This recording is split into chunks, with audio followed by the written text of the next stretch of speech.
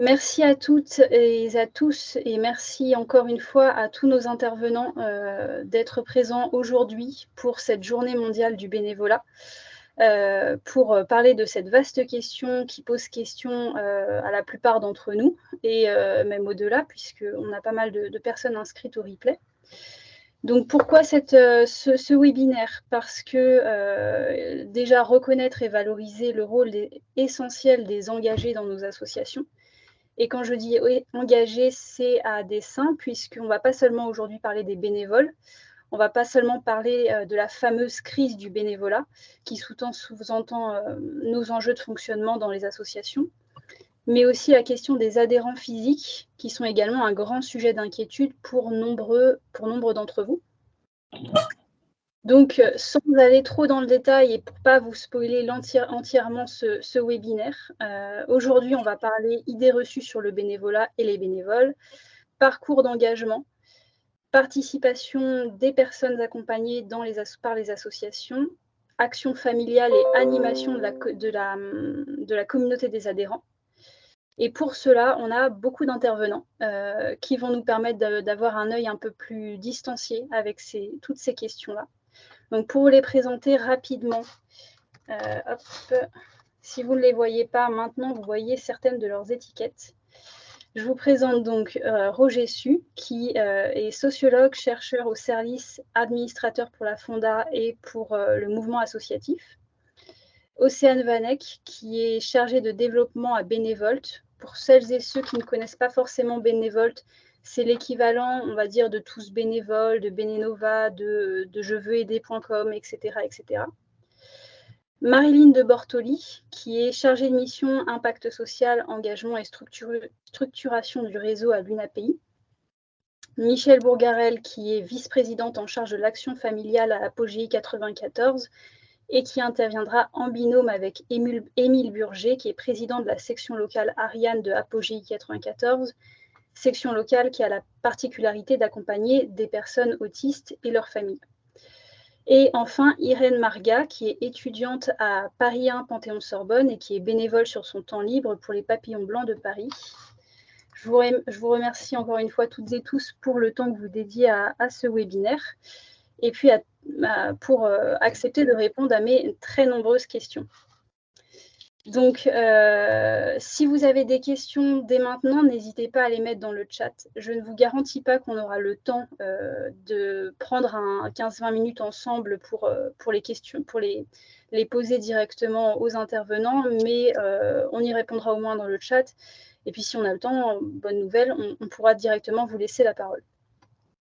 Donc, je vais couper ça. Pour démarrer, je vais me tourner directement vers Roger Su, parce qu'on va revenir un peu à la base et aux chiffres, ça fait toujours un peu de bien. Et la base de la base, c'est notamment les enquêtes que publie chaque année l'association Recherche et Solidarité. Cette année, elle a sorti son édition La France associative en mouvement, que vous avez notamment préfacée. Et les éléments mis en avant sur l'engagement bénévole ne sont pas spécialement différents de ce qu'on a entendu ces dernières années. Ça n'a pas énormément changé, mais ils ont le mérite de confirmer et de renforcer les mutations en cours. Donc, est-ce que vous pouvez revenir sur ces fameuses mutations brièvement pour nous expliquer en fait à quoi on est un peu confronté et ce qu'explique cette enquête? Oui, mais je vais commencer par dire que l'enquête est téléchargeable gratuitement sur le site. Voilà, ça ira plus vite parce que, évidemment, je ne peux que effleurer quelques résultats. Disons dans ma tête, voilà, et dans la préface que je fais régulièrement comme président du groupe d'experts de Recherche et Solidarité, il y a 3 éléments. L'élément global, c'est celui de la participation formelle aux associations. Et de ce point de vue, nous sommes dans un vrai tassement. Voilà, il ne faut pas se le cacher. Et en particulier parce que les personnes les plus âgées ont un peu décroché par rapport à ce qui était il y a une dizaine d'années. Voilà. donc, l'engagement formel, c'est-à-dire formalisé dans une association, ne se porte pas si bien que ça, dans la mesure où on était habitué à une dynamique toujours très positive, voilà, voilà.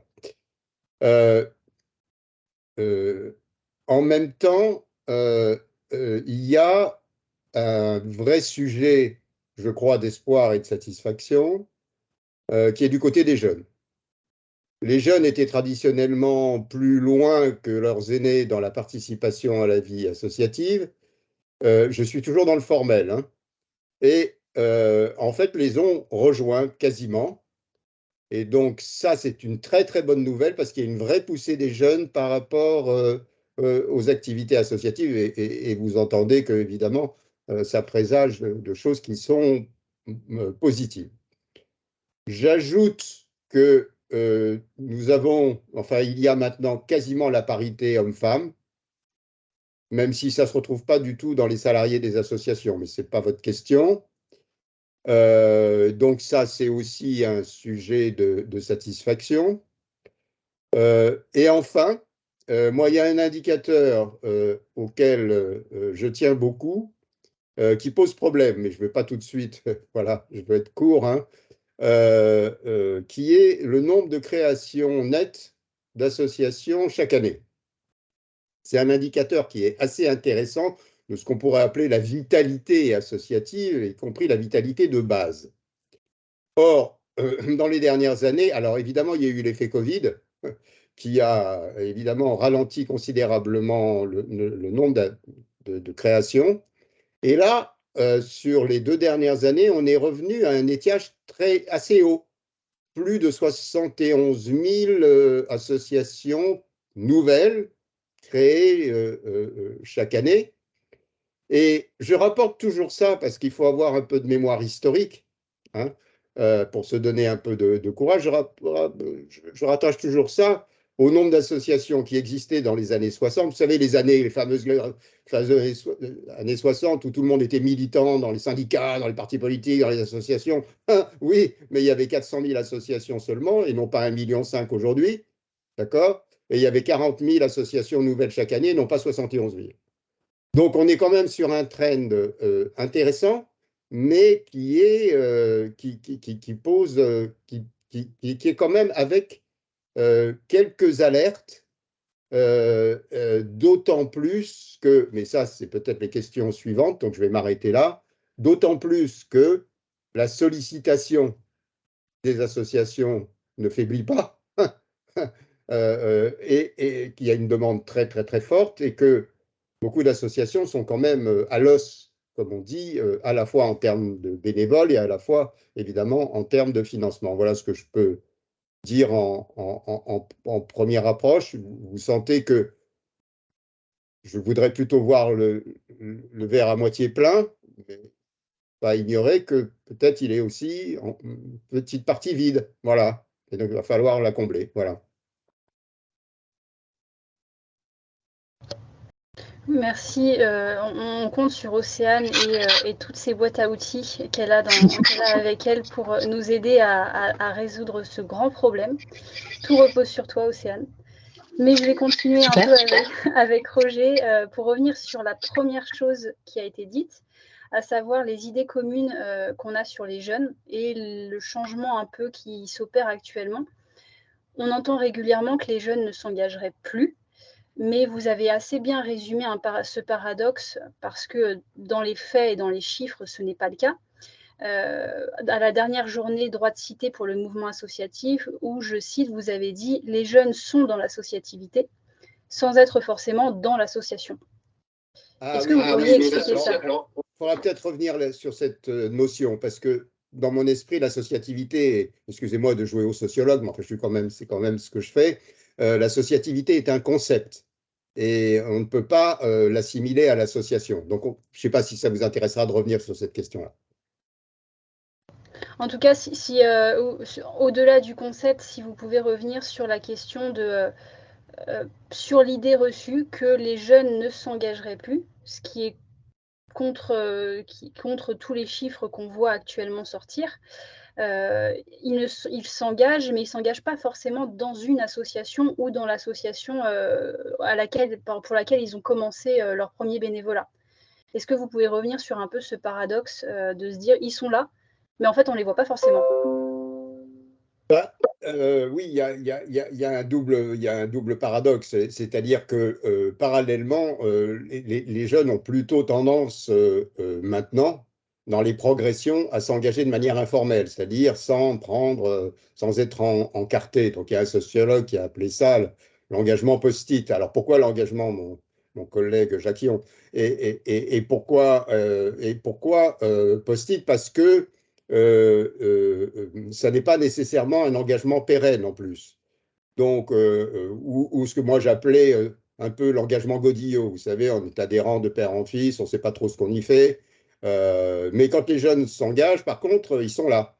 Ils peuvent être dans plusieurs structures. Et moi, j'ai toujours défendu la multi-appartenance parce que la multi-appartenance est un gage de multicompétence. Et donc, c'est vrai que c'est difficile à gérer pour des associations, mais en même temps, ça peut être une richesse. Donc, voilà. Alors, cette tendance nouvelle, au fond, hein, quand même, elle est nouvelle dans les associations et l'intérêt pour les associations. Alors, elle repose quand même sur une forme d'associativité, effectivement, dans la société, c'est-à-dire une nouvelle forme de rapport social. C'est ça que, pour moi, sociologue, le plus important, c'est peut-être pas seulement les associations, mais c'est ce qui y prédispose, en quelque sorte. Et le lien social, aujourd'hui, particulièrement chez les jeunes, est marqué par ces quatre notions que je dis brièvement, l'individualité, la singularité, l'égalité et l'altérité. Et ça, ce complexe-là de valeurs est un complexe qui définit en quelque sorte une émergence d'un nouveau lien social assez propice à l'association. Et en même temps, cette associativité, parfois, fait que on voudrait retrouver, au fond, dans les structures, les mêmes possibilités que l'on a dans la vie courante et informelle. Voilà, je viens, je vais, voilà, je veux être entendu, je ne suis pas entendu, je m'en vais, etc. Donc il y a une sorte de labilité, probablement, auquel les associations, qui sont des structures qui ont des missions à remplir, c'est parfois plus compliqué. J'ajouterai un dernier mot, c'est que il y a clairement dans cette génération, en même temps, une recherche d'atteindre les grandes causes, c'est-à-dire de donner un sens civique fort à quel que soit son engagement.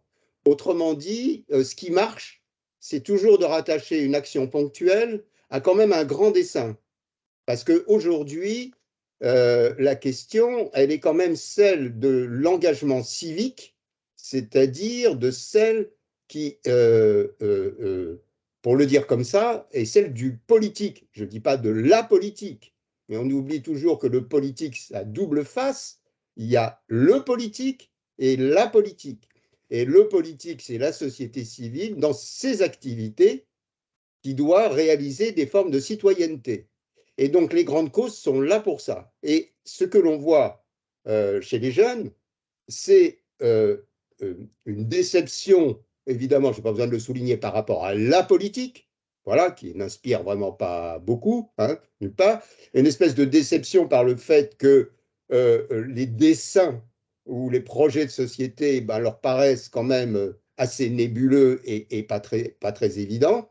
Et ils se sentent, parce que c'est eux qui vont avoir à vivre ça, notamment, je pense évidemment aux causes écologiques et environnementales, et la nécessité de se projeter quand même dans quelque chose qui est de l'ordre du grand projet, mais du grand projet politique. Mais le politique, c'est-à-dire la manière dont on fait la vie ensemble autour d'une même cause, et ce que moi j'appelle volontiers la production du bien commun. Oui, c'est un point qu'on va aborder également, la question de faciliter la citoyenneté des personnes qui s'engagent, le bénévolat, l'adhésion comme forme de citoyenneté.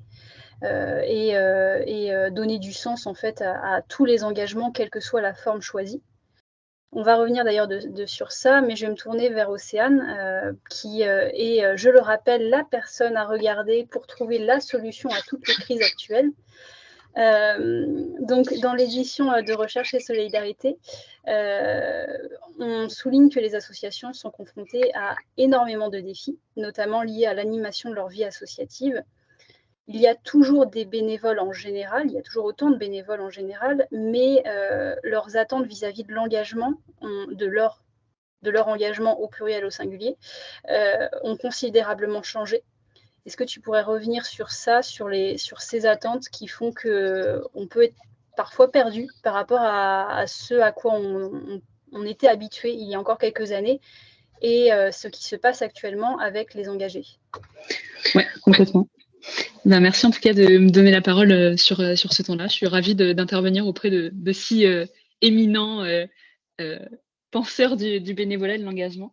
Donc moi, ce que je voudrais dire et ce qui me tient à cœur de donner comme information aux associations aujourd'hui, c'est que les bénévoles sont, je pense qu'ils l'ont toujours été, mais aujourd'hui sont en capacité, sont conscients et peuvent verbaliser le fait qu'ils font du bénévolat autant pour les autres. Donc vraiment le besoin de faire plaisir, d'être utile, d'apporter à sa communauté, d'apporter à l'activité locale, au dynamisme local associatif, autant que pour eux-mêmes. C'est-à-dire qu'aujourd'hui, quand je fais du bénévolat, c'est à la fois pour la vie de mon quartier, mais aussi parce que j'ai envie de gagner en compétences, parce que je suis jeune et que le marché du travail est compliqué, et du coup, avoir juste une petite ligne sur mon CV, je sais que ça va m'aider. Et en fait, ce besoin-là de voir que l'association qui nous accueille ou les associations qui nous accueillent sont en capacité de nous aider là-dessus, sont en capacité de le comprendre aussi, je pense que c'est essentiel.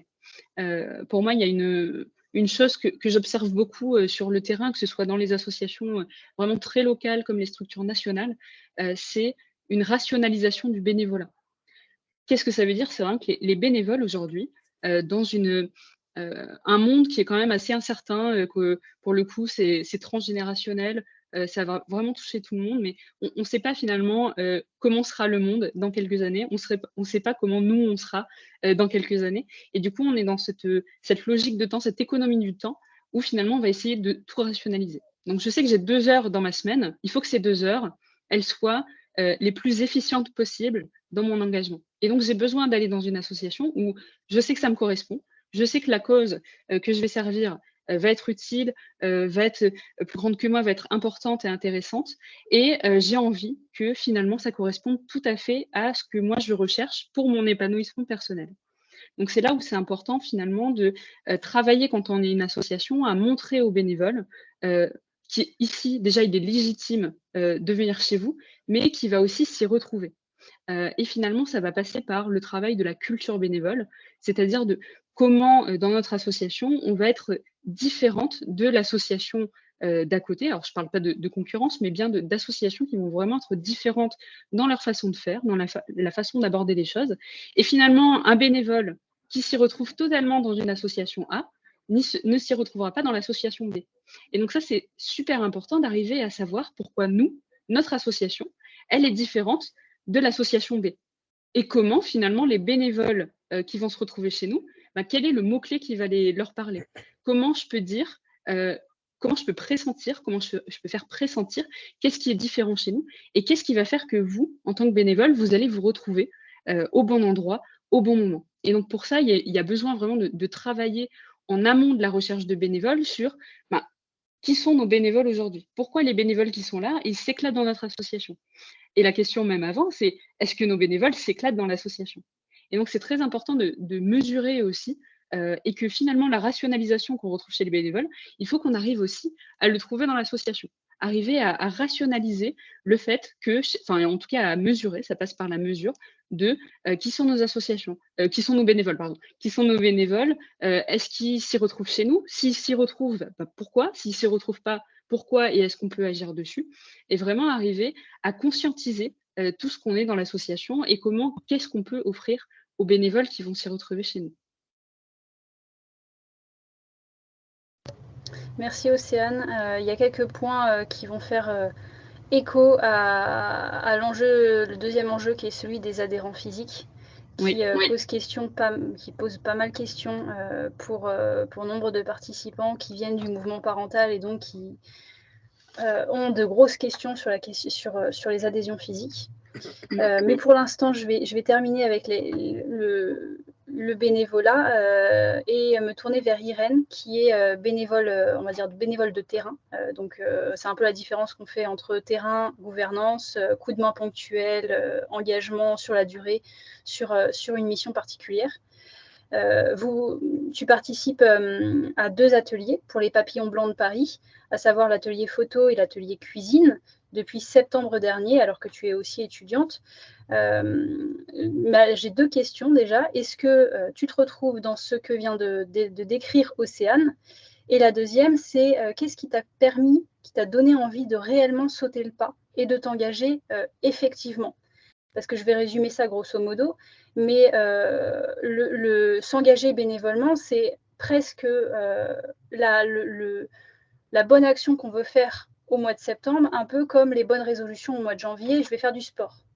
Donc, qu'est-ce qui t'a fait te dire, aujourd'hui je veux le faire et demain je le ferai réellement? Alors du coup, déjà, pour rebondir avec ce qu'a dit Océane juste avant, je m'y retrouve énormément. Notamment dans le fait qu'être bénévole, on le fait pour soi, mais on le fait aussi pour les autres. Il y a les deux.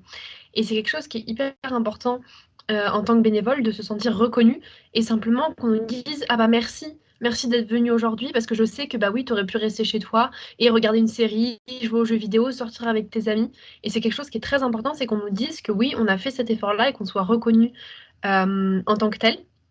Donc ça, c'est le premier point.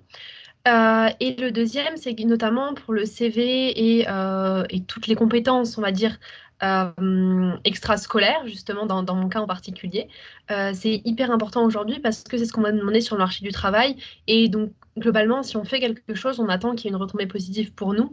Et donc, le fait de pouvoir être un vrai bénévole de terrain à qui on va faire confiance, à qui on va donner des vraies missions, et ben, ça va justement permettre qu'on apprenne quelque chose et que du coup, on ait envie de rester, on a envie de s'engager sur la durée.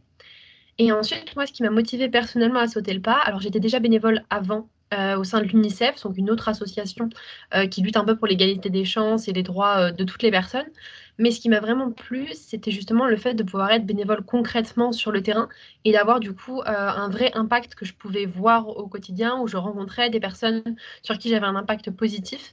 Et je pense que ça, c'est vraiment une clé à jouer avec toutes les associations qui sont présentes ici, c'est que ce sont des associations où c'est très concrètement, on agit, on fait quelque chose sur le terrain, et c'est pas simplement on s'engage pour un message politique, mais on va voir les personnes pour qui on fait des actions tous les jours, et ça c'est quelque chose qui est hyper motivant et qui moi personnellement m'a apporté beaucoup, et j'espère apporter aussi beaucoup de l'autre côté.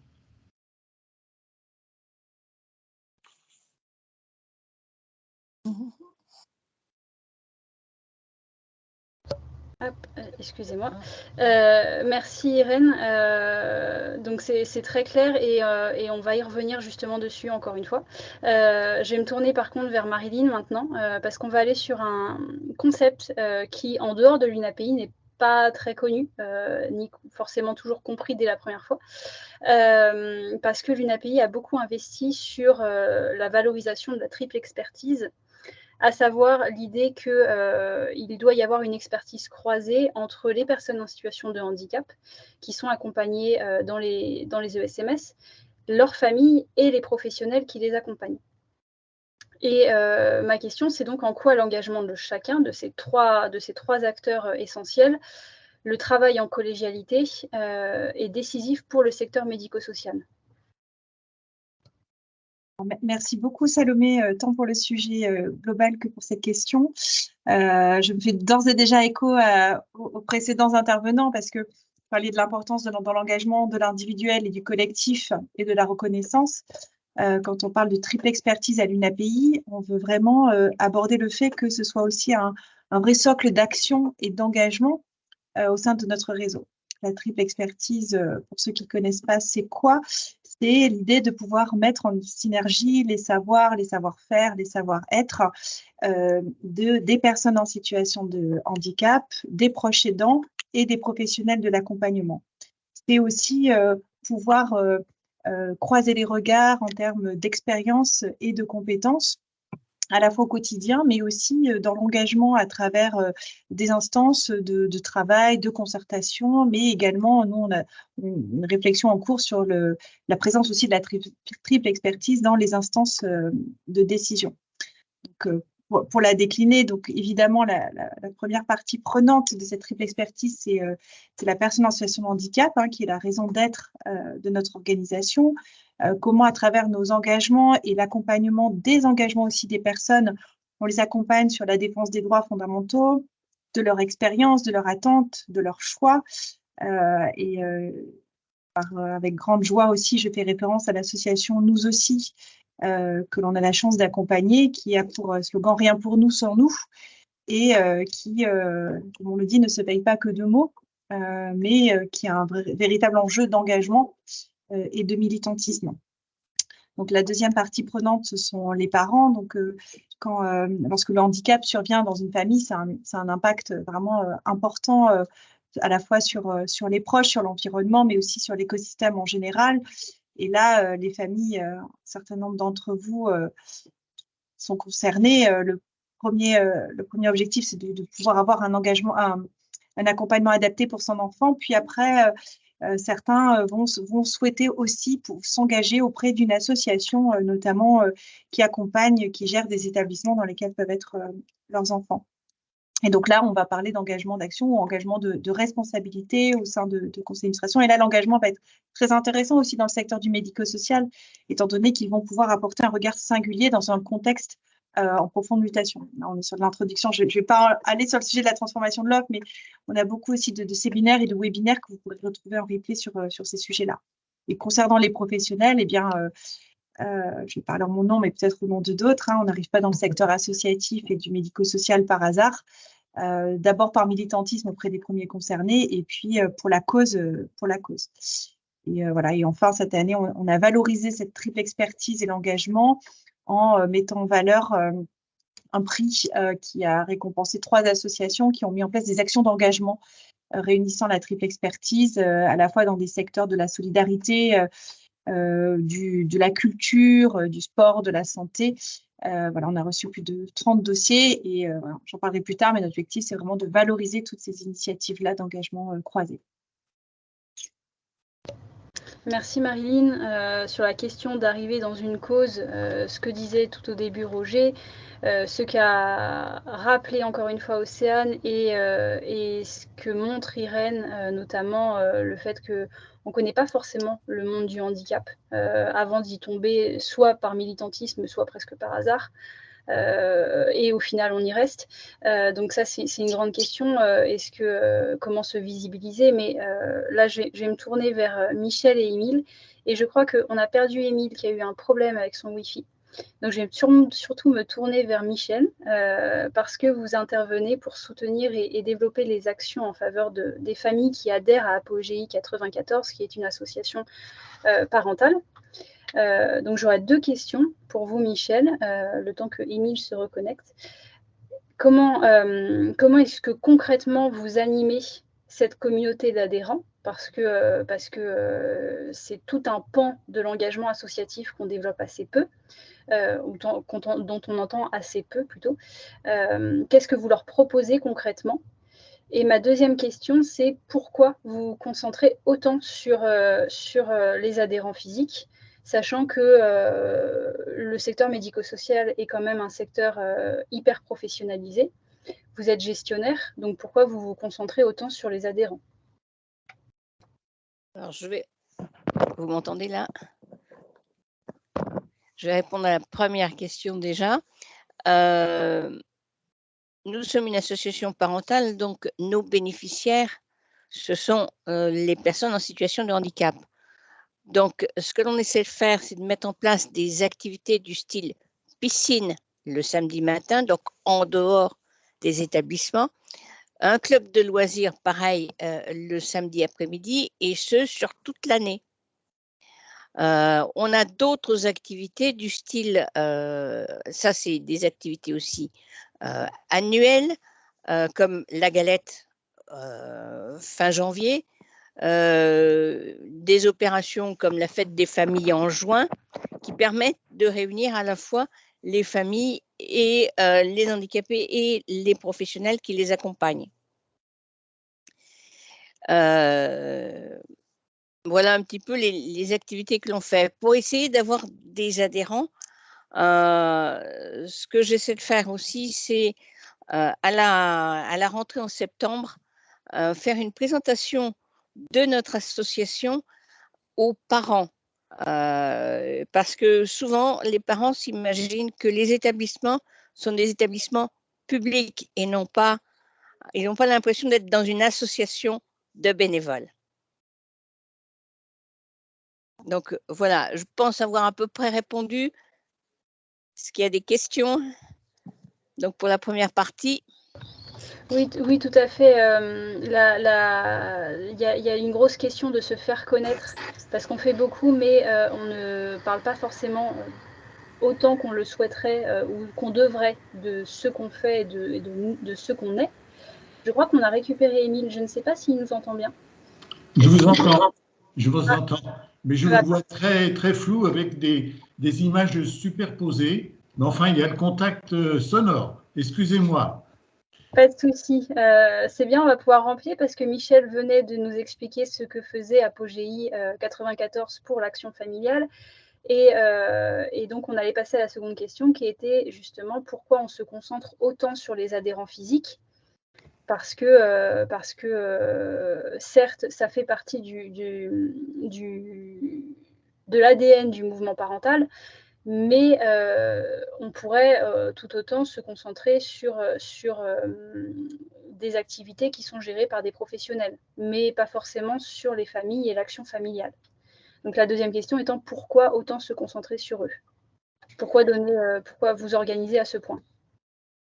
Parce que plus on a d'adhérents, plus on est visible. Et plus on est visible, plus on attire aussi bien des bénévoles que les aides aussi les aides de l'État, du privé. Et c'est quand même très important pour pouvoir monter des activités pour nos handicapés.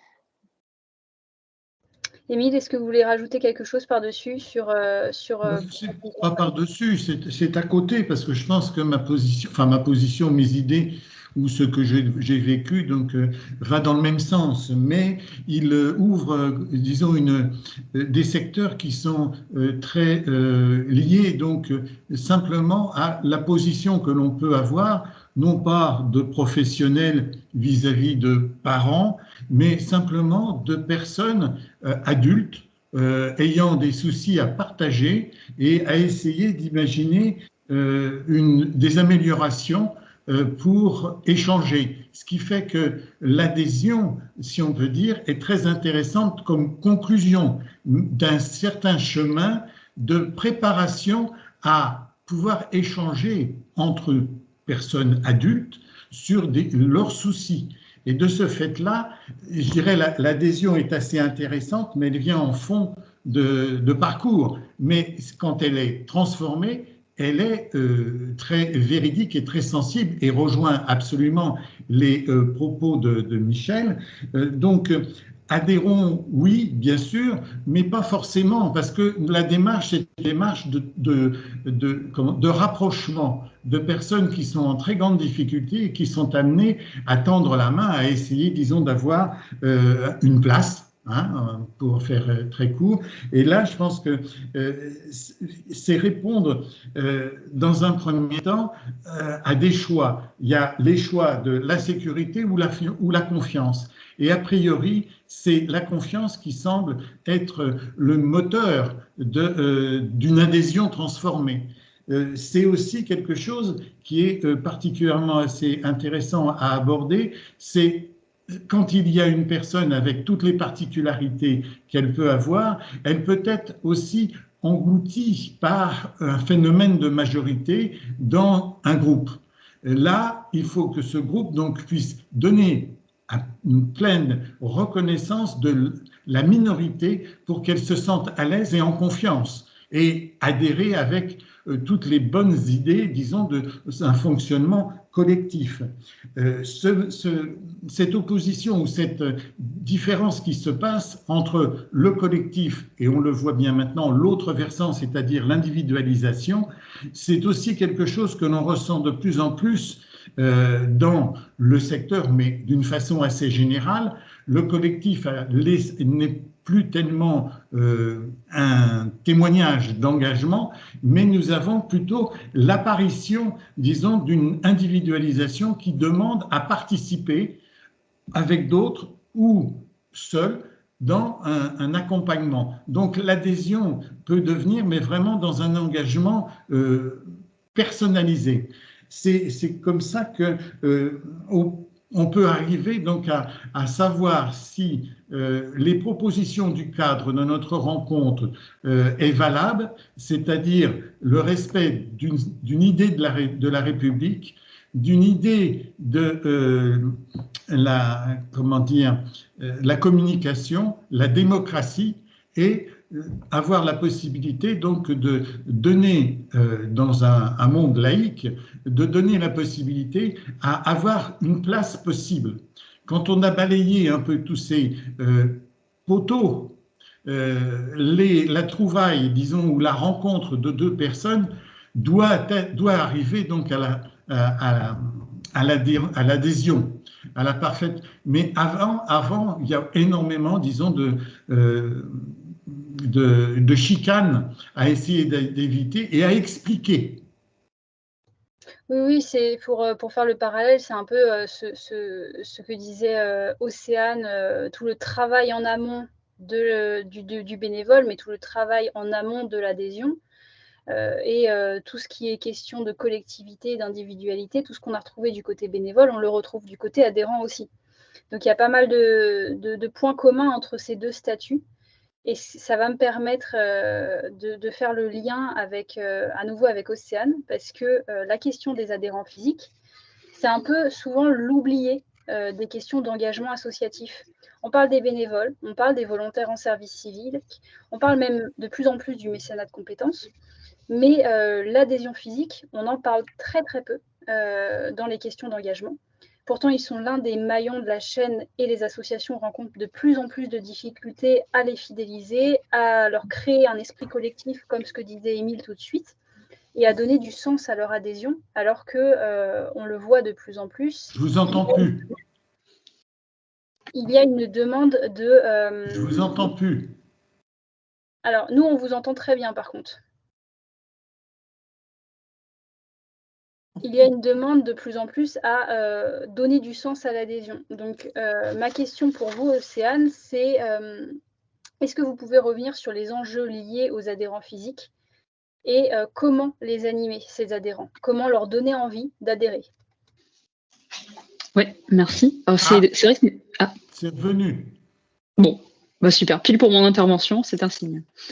Du coup, moi, j'ai trouvé très intéressant ce que disait Michel sur la question des adhérents, parce qu'effectivement, adhérents égale visibilité, égale potentiel bénévole. Je trouve que c'est très, très intéressant, surtout dans la question sous-jacente que personne ne dit, ou en tout cas, c'est très rare qu'on le dise à voix haute, mais nos adhérents dans nos associations, ils nous permettent effectivement, c'est souvent une question dans les dossiers d'appel à projet ou demande de subvention, mais plus on a d'adhérents, plus on va avoir de financement, et donc plus on va pouvoir développer l'association et les activités qu'on crée et qu'on imagine pour nos adhérents. Donc c'est là où c'est très intéressant, et il va falloir vraiment à un moment commencer ce cercle vertueux, mais comment le faire?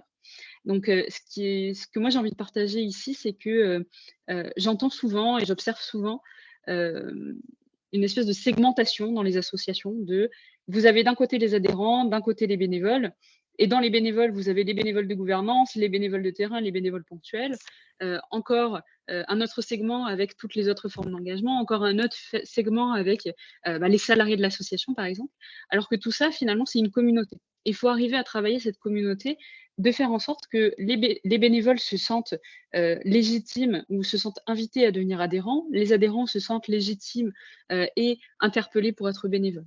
Et en fait, ce que je vois souvent dans les associations, c'est que, oulala, il ne faut surtout pas déranger les uns et les autres.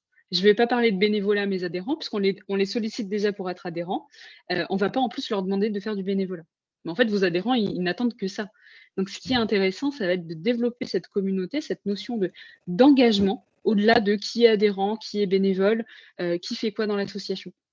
Parce que déjà, ça crée finalement cette espèce d'individualisation dans les associations, où on va retrouver des petits groupes de personnes. Vous savez, quand vous êtes adhérent, vous êtes par exemple sur le groupe WhatsApp des adhérents, mais pas sur celui des bénévoles. Ce qui fait que vous n'êtes pas au courant des actualités des bénévoles.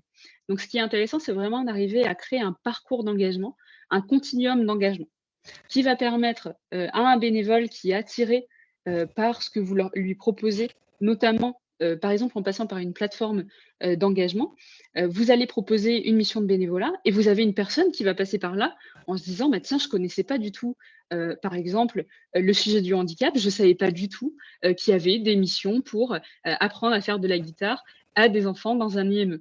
Et là, en fait, la personne, elle n'est peut-être pas disponible pour faire du bénévolat ou elle ne sait pas faire de guitare, mais elle va se dire mais tiens, cette association, mais c'est génial ce qu'elle propose à ses bénévoles, je vais aller me renseigner. Et en fait, c'est utiliser le bénévolat comme vraiment un outil de visibilité de l'engagement en général dans vos associations. Et pareil pour l'adhésion. Un chiffre que j'ai noté qui est intéressant, c'est que presque un bénévole sur 2 était adhérent dans l'association avant de devenir bénévole.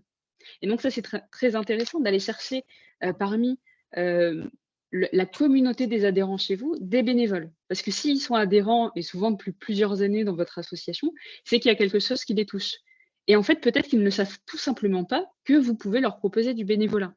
Et en fait, c'est très rare qu'une personne soit suffisamment motivée, se sente suffisamment légitime et ait le courage de venir vous voir en vous disant ah, « Tiens, moi, ça fait 5 ans que je suis adhérent, je ferais bien du bénévolat, est-ce que vous avez quelque chose à me proposer ?» Alors que si c'est vous qui allez le chercher, bah non seulement vous allez activer ce besoin de reconnaissance et vous allez valoriser cette personne, mais en plus, il y a de fortes chances que, parce qu'elle se sent sollicitée par vous, elle va vous répondre par la positive.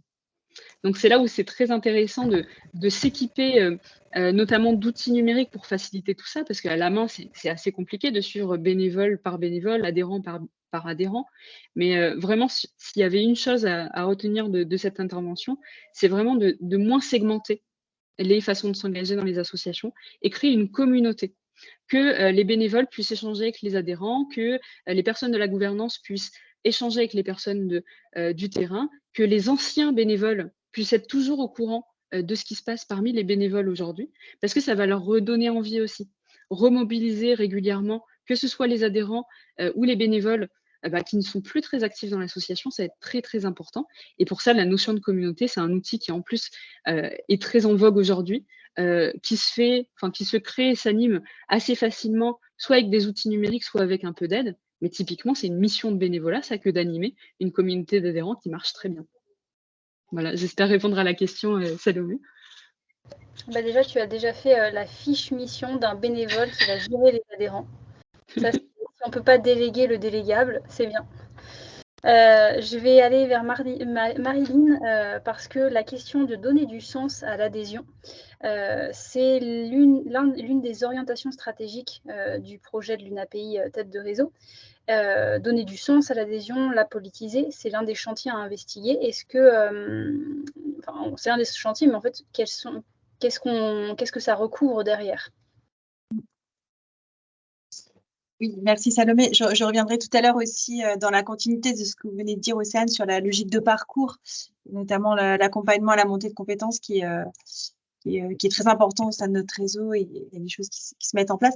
Pour revenir à ta question, Salomé, effectivement, c'est une vraie préoccupation pour l'ensemble de notre réseau, pour 2 raisons principales. Il y a un sujet sur la pérennisation de notre réseau associatif de mouvance parentale et comment, in fine, garantir une qualité de l'accompagnement des personnes qui sont accompagnées dans l'établissement géré par des associations. Par rapport à ça, donc comment donner envie, donc notamment en l'occurrence aux familles, de s'engager à la fois pour une cause, pour des combats qui sont menés autour de l'autodétermination, de l'accessibilité, de la transformation de l'offre, comment aussi donner envie de contribuer à un projet de société qui est porté par l'association. Un certain nombre aussi de parents se sont engagés à travers des refontes de projets associatifs notamment. Et comme le temps est court et que tu nous invites, on a décidé au niveau de l'UNAPI de s'emparer du sujet en 2024, dans la continuité des orientations stratégiques qui viennent d'être votées cette année, nous allons lancer un chantier national sur le sujet de l'engagement, et notamment avec 3 grands objectifs qui sont un, de renforcer la représentativité à la fois quantitative et qualitative des adhérents, qui est globalement aussi en baisse au niveau de notre réseau, de renforcer aussi un réseau d'acteurs de la triple expertise, à la fois qui puisse être motivé, proactif, j'en ai parlé lors de la précédente intervention, qui est un enjeu fort, à la fois dans notre écosystème interne et externe, en accompagnement, l'engagement à la fois individuel et collectif. Et puis, à travers ce chantier, c'est aussi de renforcer la dynamique de contribution à la fois aux enjeux d'utilité sociale et de solidarité. Donc, on va lancer, comme je vous le disais, un chantier qui va notamment s'orienter avec une phase exploratoire sur l'année 2024 auprès de notre réseau, avec ce que l'on appelle des parcours entre pairs, où on va venir interroger les acteurs, des journées dédiées entre pairs, familles, proches aidants, donc les personnes sous handicap et les professionnels, pour venir les réinterroger sur le sens de leur engagement, le sens de l'engagement à la fois de leur association, mais aussi de leur propre engagement, de venir aussi avec eux repenser les sujets de la fidélisation et comment accueillir de nouveaux bénévoles, comment renforcer aussi les dynamiques à la fois de mobilisation, de participation, et comment renforcer aussi les instances de gouvernance, à la fois sur le sujet des missions, d'organisation. Alors, on est vraiment sur une démarche aussi méthodologique qui se veut vraiment proactive et sur les territoires, parce que on est persuadé qu'un grand nombre de solutions existent déjà, et que déjà, si un des premiers leviers serait de capitaliser sur tout ce qui est réalisé par les associations en termes d'organisation, de parcours, voilà. Donc, l'idée de cette phase-là, c'est que ces parcours entre pairs puissent intégrer également une démarche d'étude d'impact social sur ce sujet-là. Voilà. Puis, en parallèle, j'ai la chance de participer aux travaux de prospective de la Fonda sur ce même thème, donc avec l'idée que l'ensemble de tout ce que l'on reçoit aussi dans nos différents partenariats sur ces sujets puisse nourrir aussi ce qui est réalisé au sein de notre réseau. Merci Marilyn. Pour conclure, en tout cas sur la partie adhérents, je vais revenir vers Émile et Michel, parce que Michel, au début de son intervention, parlait de tout ce qu'elle faisait, tout ce que Apogée 94 faisait en activité concrète pour donner envie aux adhérents de devenir adhérents, et comment il les animait régulièrement. Par rapport à toutes les difficultés qui ont été rencontrées, enfin, qui ont été abordées, est-ce que vous vous retrouvez dans ce panel de difficultés qui ne donnent pas une image très positive de ce qui se passe actuellement? Oui, on le voit, puisque nous avons, nous aussi, la même problématique d'attirer des adhérents, et c'est assez difficile, et d'attirer aussi des bénévoles. On a beaucoup plus d'adhérents bénévoles que de bénévoles.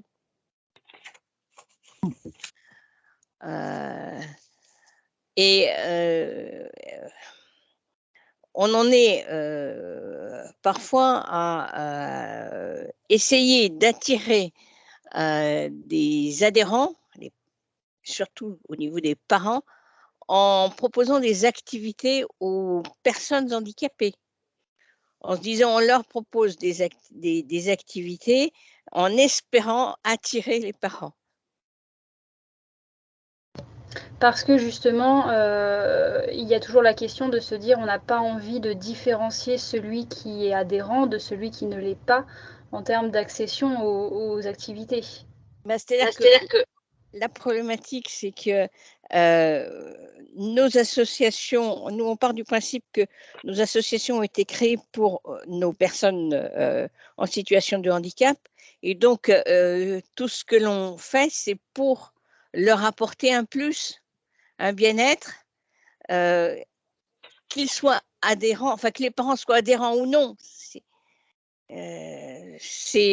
l'aide aux personnes en difficulté. Alors après, pour attirer les parents, on se dit toujours que comme on a apporté quelque chose, les parents vont peut-être venir. C'est difficile. Pas du tout ça. Ce qui ne se vérifie pas à 100%, comme on peut le constater aujourd'hui. Je vais revenir maintenant vers Roger pour prendre un peu de recul sur toutes les formes d'engagement qui existent, et il y en a beaucoup. Il existe une multitude de possibilités pour s'engager pour l'intérêt général. Mais en même temps, il y a une attente grandissante de la société à plus de participation citoyenne, à plus de collégialité, à faire partie intégrante des projets citoyens. Mais, et comme vient de le dire Michel, il y a de plus en plus de mal également à capter ces engagés potentiels et à s'adapter à leurs attentes. Donc, comment est-ce que vous l'expliquez et est-ce qu'il y a une solution miracle à ce problème ?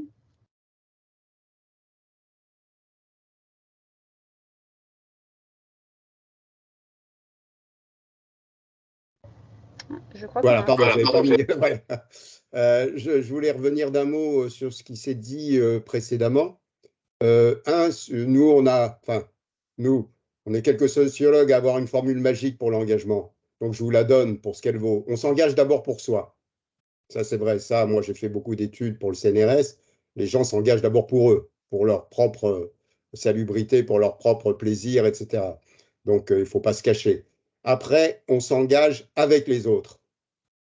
Donc, c'est aussi pour avoir autour de soi des formes collectives. Après, on s'engage pour les autres.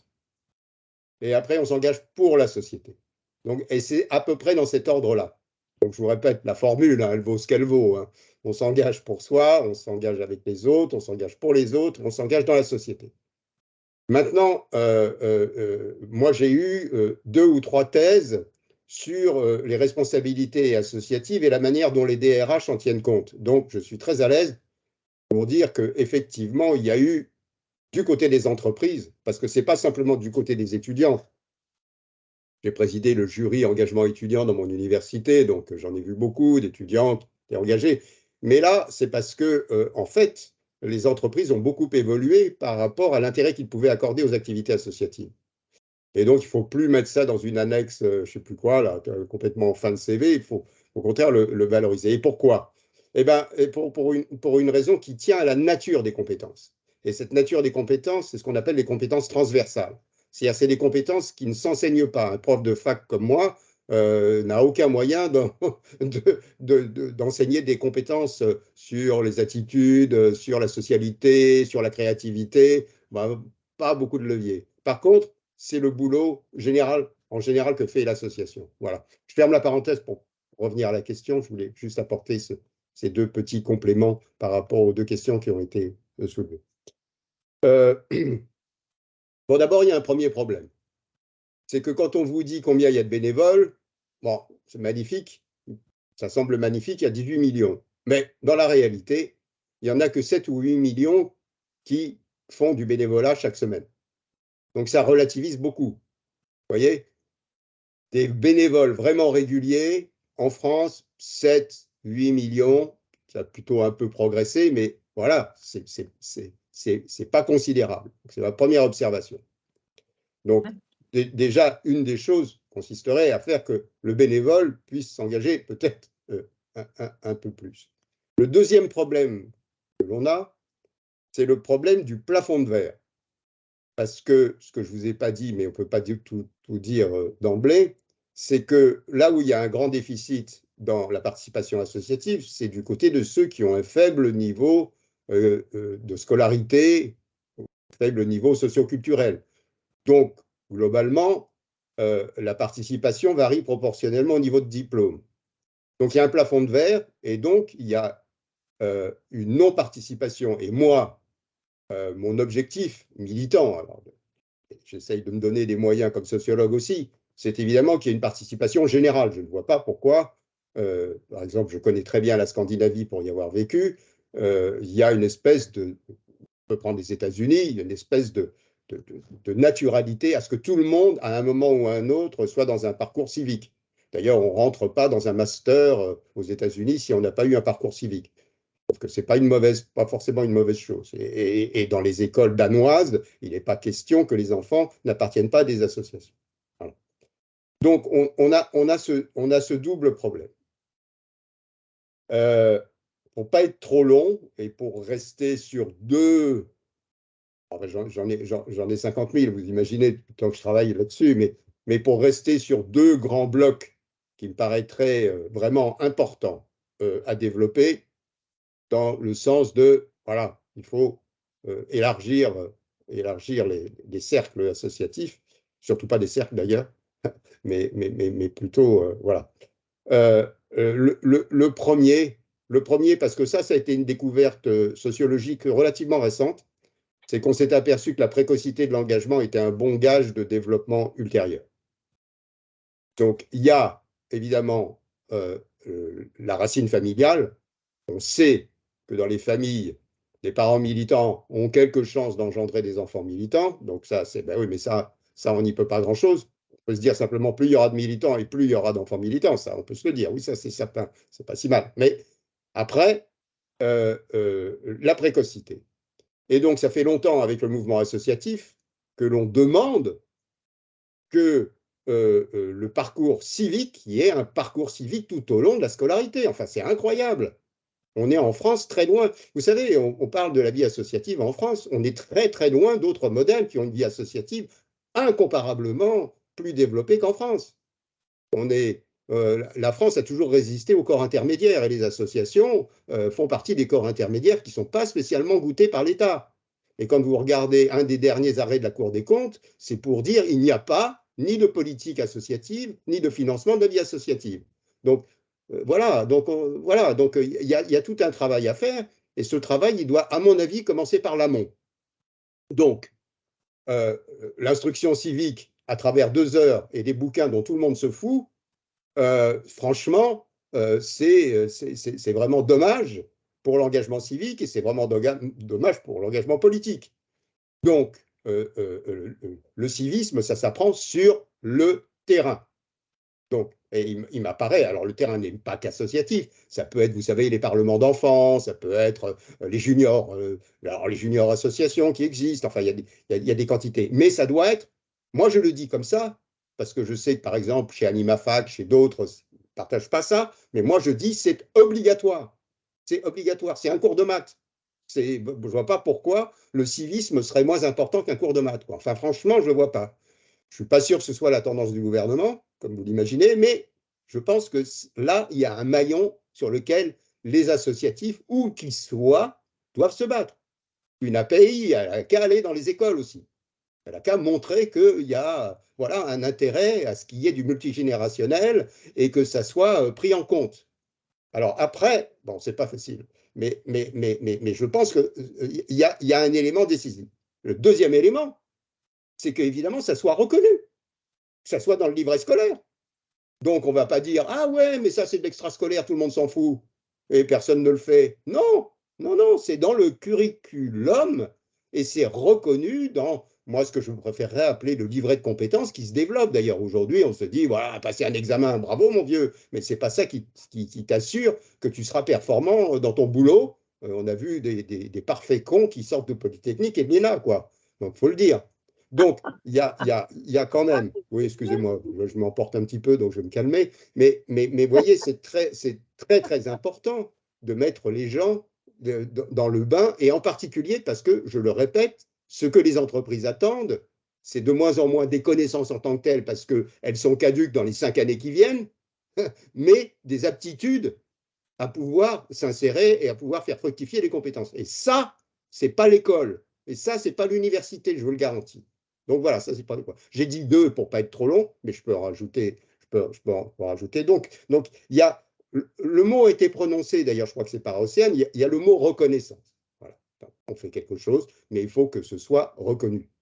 Marlène Schiappa, d'ailleurs, nous avait proposé une médaille du bénévolat. Je trouvais que c'était voilà, je lui avais dit, cher ami, il y a les médailles du mérite, et donc beaucoup de bénévoles pourraient se satisfaire des médailles du mérite. Bon, enfin bref, donc les formes de reconnaissance. Le deuxième élément, qui est pour moi vraiment important pour que ce plafond de verre, en quelque sorte, soit dépassé. Il faut développer beaucoup plus la question du volontariat. Parce que le bénévolat, le bénévolat, c'est un coût, c'est du temps, c'est de l'investissement, et en plus de ça, on vous demande de l'expertise. Bon, il y a quelque chose qui parfois est un peu décourageant, quoi, dans le bénévolat, ou qui fait que, il faut du temps, etc., etc. Je pense que il faudrait passer à une forme plus, contractualisée, puisque c'est ce qui définit, comme vous le savez, le volontariat, plus contractualisé, et qui en même temps donne l'impression quand même qu'on est dans une œuvre citoyenne. Voilà. C'est-à-dire qu'on participe de quelque chose qui est une œuvre citoyenne avec, d'une certaine manière, une forme de statut. Vous savez qu'il n'existe pas de statut du bénévole, certains le réclament. Moi, je ne suis pas très pour un statut du bénévolat d'ailleurs, mais par contre, je suis pour un statut du volontariat. Et qu'est-ce qui montre ça? Eh bien, ce qui montre ça, c'est la formidable réussite du service civique. Le service civique est une réussite dont tout le monde, à droite, à gauche, tout le monde dit que c'est formidable, et beaucoup d'étudiants, d'ailleurs, sont préférés parce qu'ils ont fait un service civique par rapport à d'autres qui ont un diplôme plus élevé. Bon, au nom de quoi le service civique serait-il réservé aux jeunes? Ça, c'est un truc que je ne comprends pas. Je ne comprends pas ça. Il faut aller vers un service civique universel.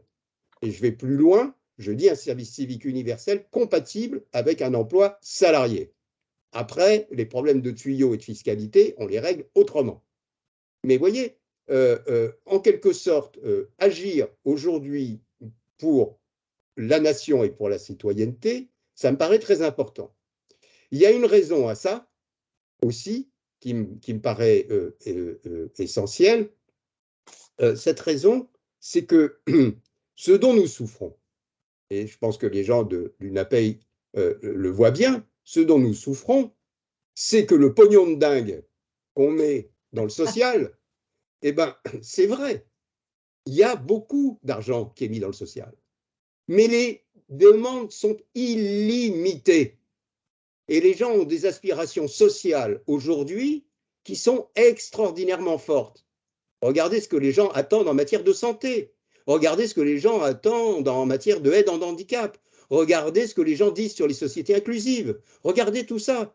Donc tout ça, c'est une masse considérable d'aspirations sociales qui fait d'ailleurs qu'on est passé de la notion de bien public, sans coup faire rire, vers le bien commun, pour dire les gars, on n'y arrivera pas si on ne mobilise pas la société civile dans ses actions sociales.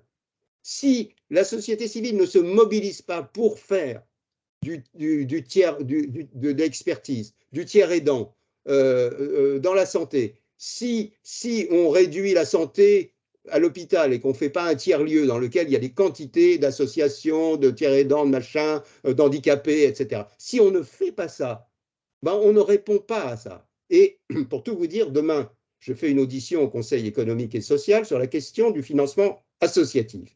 Et c'est bienvenu, parce que le Conseil économique et social, attendez, Commission économie et finances, qui est rarissime, Commission économie et finances se dit, tiens, il y a un problème de financement de la vie associative. Eh bien, bravo, ben oui. Et pourquoi? Et ce que je m'apprête à dire aux patrons demain, voilà, qui sont quand même ceux qui pensent être les seuls à créer de la richesse. Ce que je m'apprête à leur dire, c'est que eux, ils ont tout intérêt à ce que ce bien commun se développe au maximum, parce que c'est un gage de performance pour eux. Si les gens sont moins cons, s'ils sont en meilleure santé, s'ils ont des tas d'aptitudes et de tas de compétences transversales, ils seront 100 fois plus performants dans les entreprises. Donc aujourd'hui, la performance, elle est du côté des associations. Et moi, je conclurai sur un mot qui est, au fond, j'aime bien conclure sur d'autres que sur ce que je peux dire, en faisant référence au grand gourou du management dans les années 80-90 aux États-Unis. Ceux qui veulent savoir, c'est les gens comme Charles Sandy et des gens comme ça, qui disaient, vous voulez que votre entreprise triomphe, et réussisse, il faut la traiter comme une association. Ça veut dire quoi? Ça veut dire qu'aujourd'hui, la question de l'association, à relier avec ce que j'ai dit sur l'associativité, est un élément clé de la dynamique sociale, évidemment. Enfin, le point qui... Moi, je ne veux pas monopoliser la parole, donc je vais m'arrêter là, mais le troisième point, et c'est parce que je sors un bouquin sur la citoyenneté au mois de mars, le point sur la question politique de la citoyenneté est aujourd'hui aussi un point essentiel.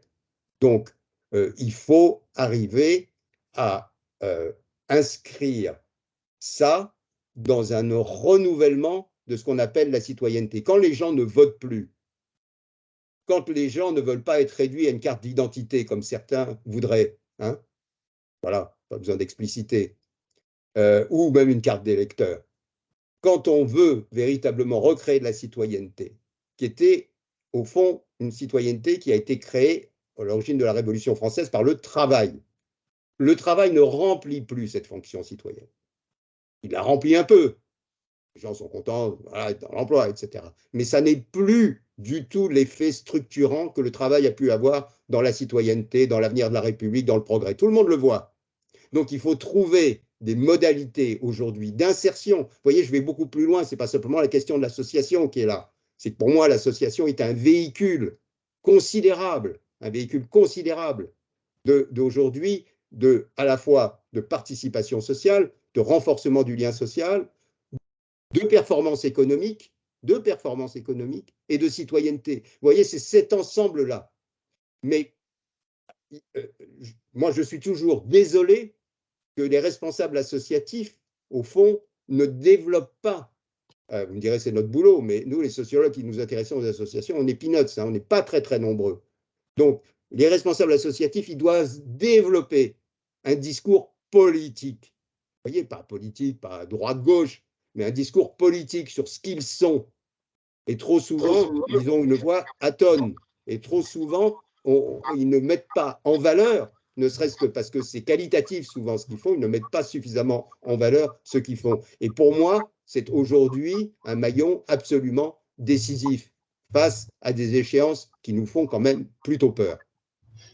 Merci. Je vais enchaîner parce que je vois les mains se lever. Donc, je vais terminer le tour de questions avec nos intervenants pour pouvoir prendre la question de Madame Arpet, de Monsieur Mallette et de Monsieur Burger juste après. Je vais terminer et après, je vous laisserai la parole. On va retourner vers Océane parce que pour tout ce panorama que vient de nous faire Roger sur la question de l'engagement, face à toutes les difficultés qui ont été abordées, quelles sont les solutions possibles à court, moyen et long terme pour remobiliser sur ces grandes causes? Oui, alors moi je pense que une des clés, alors c'est pas l'outil qui va, c'est pas un outil miraculeux qui va régler tous nos soucis, mais je pense qu'il est essentiel aujourd'hui de passer par le numérique. Je pense qu'on est dans une société de la mise en relation. Aujourd'hui, vous cherchez une lampe, vous allez sur Le Bon Coin, vous cherchez un mari ou une femme, vous allez sur Mythique ou pour peut-être les plus jeunes sur Tinder. Mais aujourd'hui, peu importe la mise en relation et ce vers quoi on veut aller, on va automatiquement et de manière assez, c'est presque de l'ordre d'un réflexe, on va d'abord aller sur Internet. Et donc, je pense que nos associations doivent être présentes sur Internet. Donc ça, c'est un outil vraiment court terme. Aujourd'hui, vous cherchez un bénévole, c'est vraiment urgent, vous cherchez votre secrétaire, par exemple.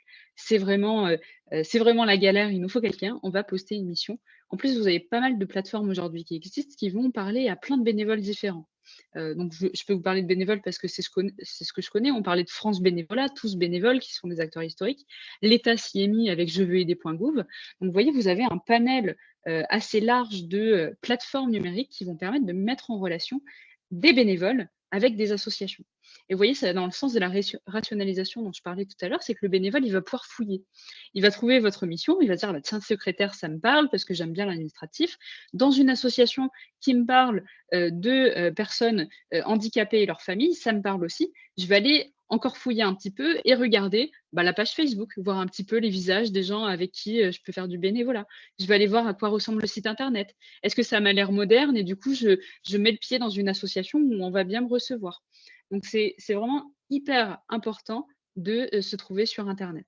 Je parle de plateforme de bénévolat parce que forcément, c'est mon métier, mais je vous parle aussi des réseaux sociaux, de votre site Internet. Avoir vraiment une belle vitrine parce que vous allez répondre à ce réflexe aujourd'hui, que ce soit les jeunes ou les moins jeunes, d'aller sur Internet se renseigner.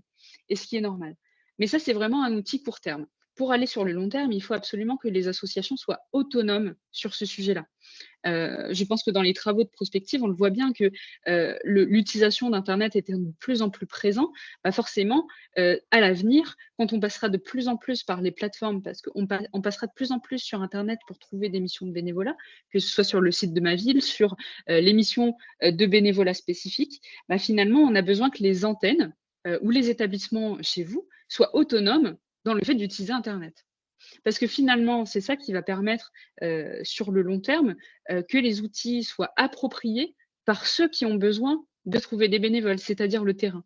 Donc, c'est là où c'est hyper intéressant aussi de s'outiller, j'ai envie de dire humainement. Donc, de se faire accompagner par des personnes qui connaissent le sujet et qui vont vous permettre à vous, ce que j'appelle une tête de réseau, parce que souvent, vous occupez ou vous aidez la plupart de vos établissements, où vous allez accompagner et aider les bénévoles eux-mêmes ou les salariés qui vont eux-mêmes chercher des bénévoles.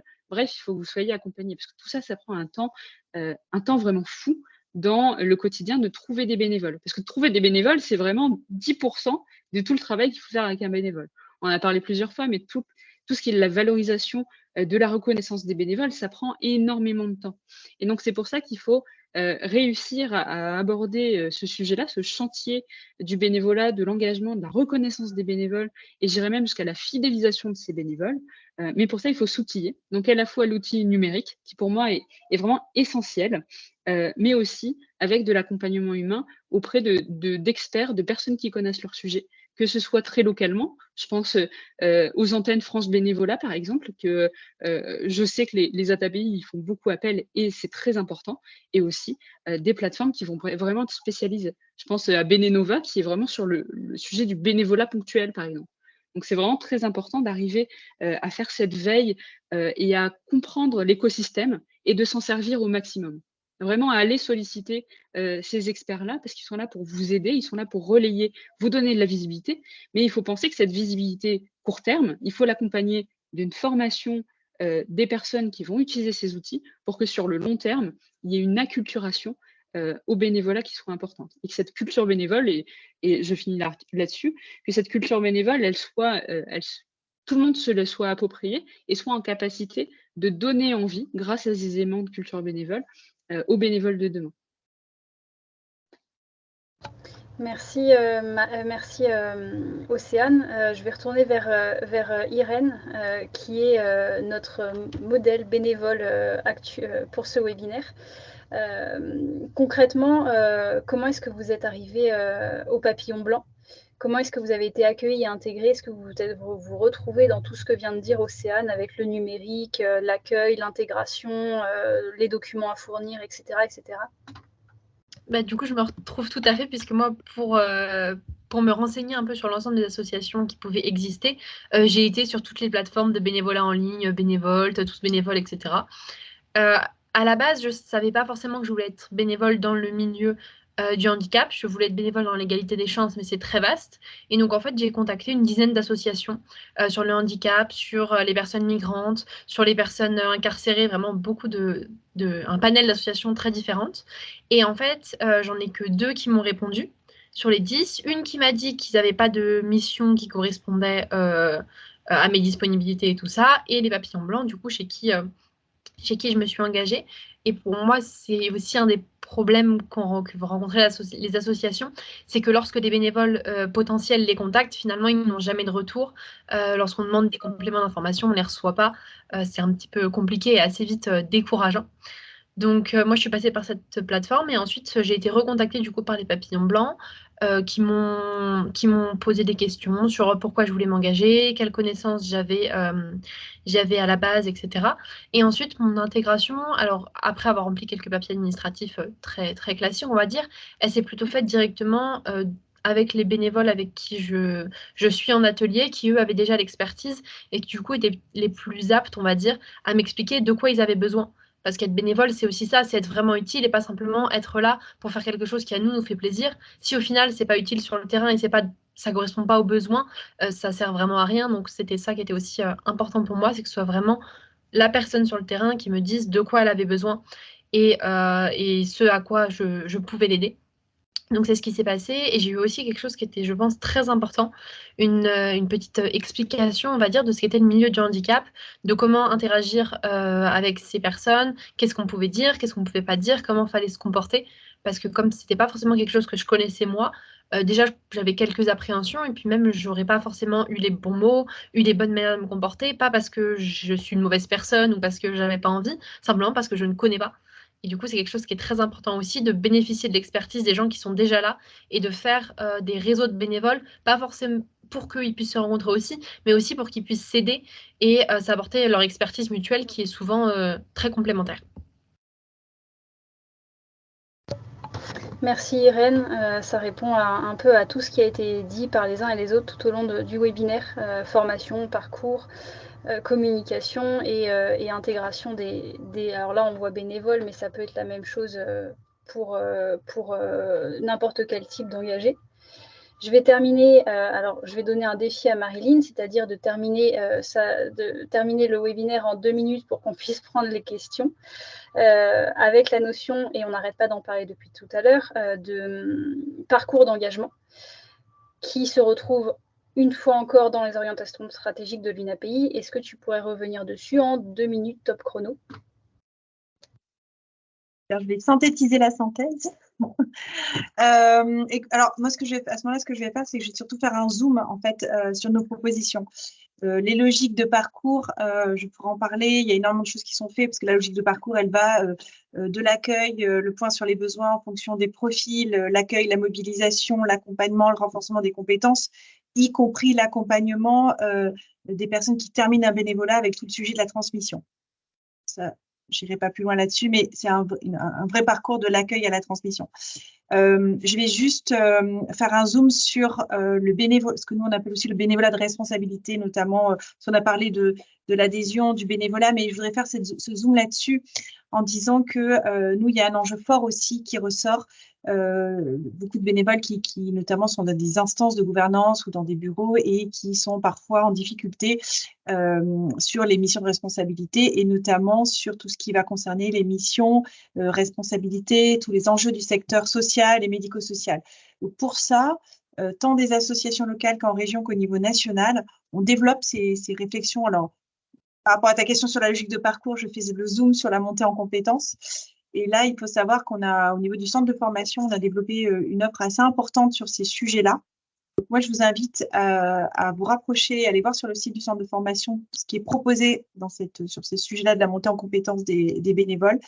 Et ensuite, le dernier zoom, c'est ce qu'on appelle l'université des dirigeants.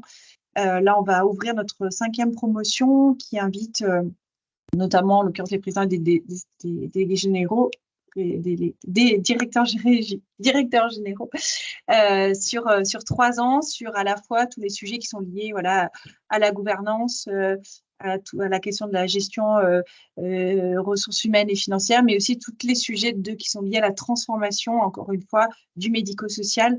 Donc, on a bien une attente sur ces logiques de parcours. Voilà, l'importance de bien écouter les besoins et les attentes de celui qui se présente, celui et celle qui se présente sur du bénévolat d'action ou du bénévolat de responsabilité, et de pouvoir lui offrir aussi tout un pool d'accompagnement à la montée en compétences qui correspondent à ces besoins-là. Juste pour finir, je veux juste rebondir sur quelque chose qui a été dit et que je soutiens vraiment beaucoup. On a parlé du service civique. Moi, je suis dans un COPIL à Unicité et c'est quelque chose que l'on soutient beaucoup. On parlait d'engagement des jeunes et à chaque COPIL, il y a des jeunes qui interviennent et qui expliquent qu'ils ont découvert leur vocation à être bénévoles ou professionnels dans le secteur médico-social grâce à leur engagement au service civique. Voilà, donc sachez, moi, ça fait partie de mon militantisme aussi de soutenir les jeunes qui veulent s'engager dans le médico-social et qui parfois ont à ce jour 15-16 ans et qui sont peut-être les futurs et professionnels et bénévoles de demain auprès des personnes auprès de qui nous intervenons. Oui, tout à fait. Ça, c'est un sujet qu'on pourra développer une autre fois, mais le taux de transformation du volontaire en service civique qui arrive dans un secteur qu'il ne connaît absolument pas en futur professionnel ou futur bénévole est assez positif.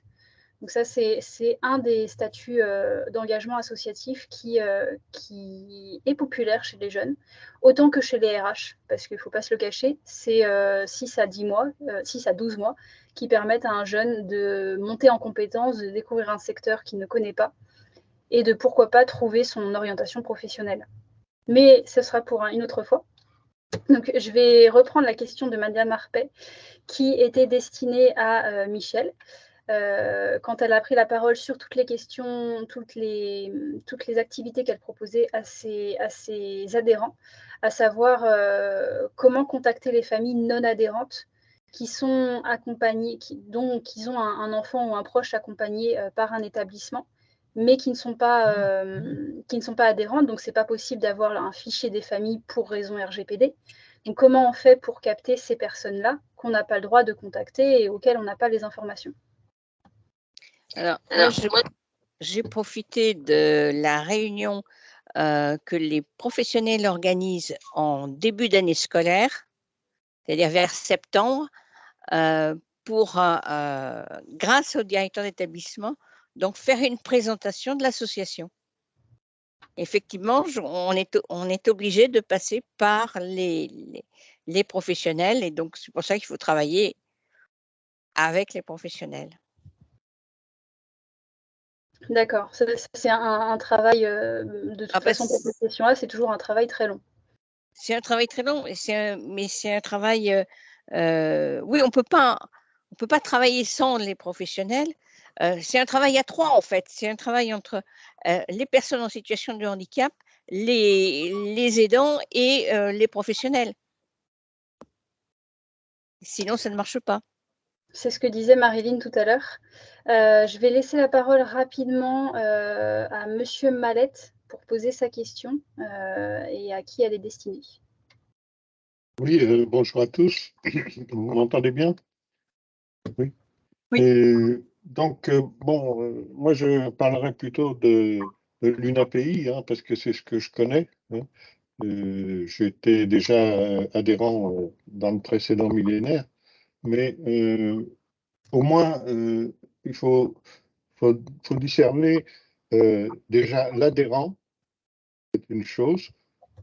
On est en association en 1901, par exemple, pour les associations départementales, toutes les associations gestionnaires, qui sont des associations parentales, sont organisées en association 1901. Donc, les adhérents, c'est par rapport à l'association 1901, les adhérents vont assister aux assemblées générales, vont pouvoir voter, etc. Ça, c'est un premier point qu'il faut voir. Ensuite, il y a des bénévoles. Bon, les bénévoles, c'est des gens qui vont faire peut-être des actions, des sorties avec les handicapés, puisqu'on parle de nous dans notre domaine de handicapés, des sorties, aller à la piscine, faire ceci, faire cela, etc. Aider même à aménager l'environnement de l'établissement, etc. Donc ça, c'est des bénévoles.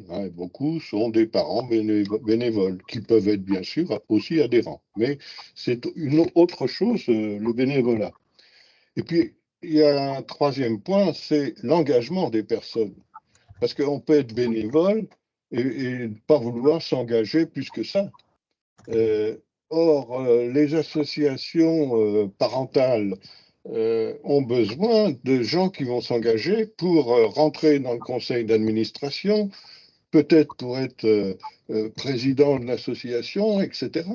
Donc, le troisième volet, c'est l'engagement. Et ça, c'est évidemment important. Surtout que dans les associations parentales, quand on peut s'inquiéter justement de tout ça, hein, de savoir que est-ce qu'on aura assez d'engagement pour les maintenir à flot, d'autant plus que, par exemple, la Cour des comptes a l'air de dire que les associations parentales, il y avait un conflit d'intérêts, puisque c'était les parents de handicapés qui géraient un établissement de handicapés. Donc, il y a un conflit d'intérêts. Donc, on peut aussi s'inquiéter, en plus de ça, d'être attaqué d'un autre côté. Mais pour moi, le plus gros problème, c'est de générer l'engagement, d'accompagner l'engagement, parce que il faut quand même se poser la question, que font les associations pour attirer, pour porter, pour amener les engagements, amener les bénévoles, etc.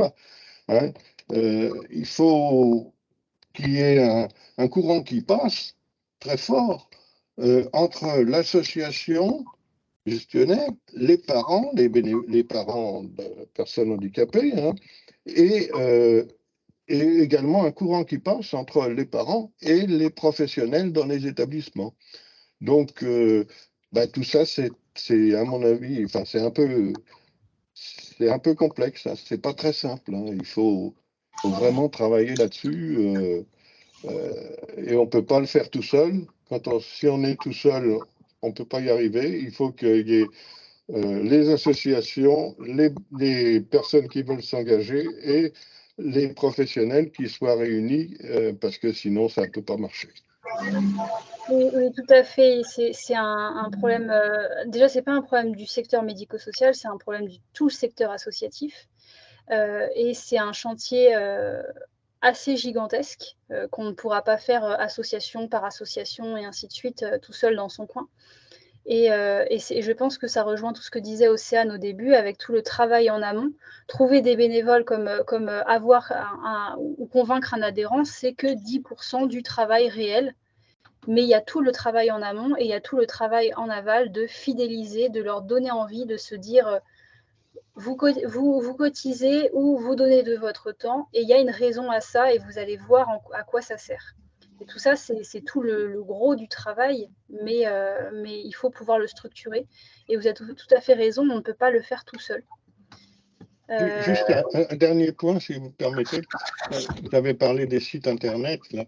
Alors, je connais bien le problème, mais les sites Internet, il faudrait aussi regarder de l'autre côté du miroir, parce que qu'est-ce que c'est qu'un site Internet? On y met des belles images, des réussites, des ceci et des cela, mais il faut se poser la question, il faut essayer d'aller voir qu'est-ce qu'il y a derrière le miroir.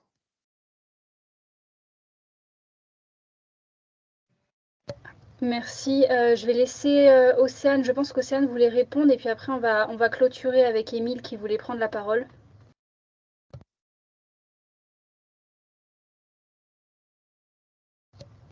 Alors j'ai l'impression que Océane n'arrive pas à... Non.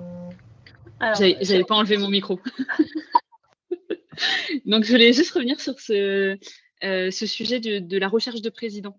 En fait, il faut savoir qu'aujourd'hui, justement avec le fait qu'il y ait beaucoup de plateformes de recherche de bénévolat et de missions de bénévolat qui apparaissent, finalement, les bénévoles vont rentrer par une porte d'entrée qui est justement une mission spécifique de bénévolat. Et en fait, ce titre de président est attaché ou de présidente, hein, mais on va faire plus simple, est attaché à pas mal d'idées reçues, de peur aussi, sur cette notion de ça va me prendre trop de temps, je ne suis pas légitime, je ne connais pas l'association, je ne connais pas le handicap, je vais arriver dans une équipe où ça fait des années et des années qu'ils se connaissent, qu'est-ce que moi je vais devenir être président? Donc en fait, ce qu'il faut, c'est vraiment essayer de le découper, cette question des postes à responsabilité de manière générale. En fait, par habitude, et parce que ça fait longtemps qu'on est dans le secteur associatif, pour nous, c'est évident qu'est-ce qu'on met derrière ce rôle de président. Pour quelqu'un qui ne connaît pas l'association, qui n'a jamais fait de bénévolat ou très peu, il n'a pas l'habitude de ça et du coup, il ne sait pas. Et il va y avoir plein de fantasmagories autour de cette notion-là. Et du coup, il faut arriver, et finalement, c'est là où le travail est compliqué, de conscientiser et verbaliser ce que fait un président. Et je voulais vous partager cette anecdote-là, enfin, un cas concret, c'est j'ai plusieurs associations que j'accompagne personnellement qui ont ce sujet-là. Donc, nous, sur Bénévolte, on modère à la main toutes les missions. Et du coup, à chaque fois qu'on voit une mission président, cherche président pour mon association, on prend contact avec l'association et on leur dit, ça ne marche plus comme ça. Vous allez avoir beaucoup de mal à trouver un bénévole si vous cherchez juste, vous envoyez un pavé dans la mare en disant, je cherche un président pour mon association. Et du coup, ce qu'on va faire, c'est qu'on va plutôt le découper. Qu'est-ce qui fait votre président aujourd'hui dans votre association? Quel est le bénévole que vous recherchez? Qu'est-ce qu'il va faire au quotidien? Et ça, on le transforme en mission concrète. Et finalement, les associations qui avaient le même problème que vous, en rédigeant ces missions-là, en fait, ils ont trouvé leur président. Ils avaient même trop de postulants par rapport à l'image qu'ils avaient de trouver un seul bénévole. Et en fait, du coup, ils ont créé plutôt des bureaux en collégial qui permettent d'avoir plusieurs bénévoles qui faisaient le travail d'un bénévole jusqu'alors. Et ça, c'est important aussi de ne pas s'accrocher à cette image de bénévole où c'est vraiment la personne qui faisait tout jusqu'alors. En fait, les bénévoles, aujourd'hui, ils sont plutôt spécialisés. Ils ont envie de travailler à fond sur une compétence qu'ils ont, ce qui n'empêche pas après, pour eux, de prendre plusieurs types de missions.